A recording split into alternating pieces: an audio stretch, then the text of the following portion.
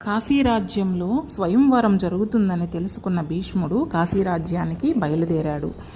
అప్పటికే అంబ సాల్వరాజునితో రహస్య ప్రేమలో ఉంటుంది. ఇదంతా తెలియని భీష్ముడు యువరాణులను బలవంతంగా తీసుకురావడానికి ప్రయత్నించాడు.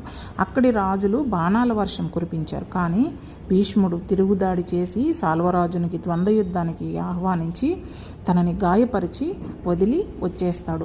అంబాలికలను తీసుకొని వచ్చి సత్యవతికి సమర్పిస్తాడు. ఆమె విచిత్ర వీర్యుడితో వివాహం జరిపిస్తున్నట్లు ప్రకటిస్తుంది. భీష్ముడు బ్రాహ్మణ మండలిని సంప్రదించిన అంబ తాను సాల్వుణ్ణి ప్రేమించిన విషయం అంతా చెప్తుంది.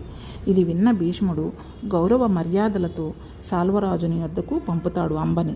అయితే అంబిక అంబాలికలు విచిత్ర వీర్యుని వివాహం చేసుకుంటారు. తరువాత అంబ సాల్వరాజునితో వివాహం చేసుకోమని అడుగుతుంది. తరువాత కథ ఏమైంది అనేది తర్వాత ఎపిసోడ్లో